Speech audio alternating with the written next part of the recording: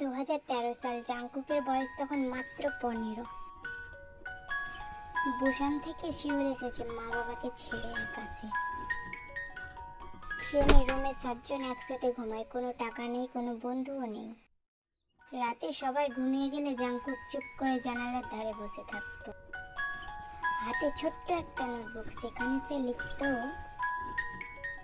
একদিন আমি স্টেজে দাঁড়াবো আর হাজার হাজার আর্মি আমাকে দেখবে। কোম্পানি বলতো তুমি অনেক ছোট, ডেবিউ হতে অনেক দেরি।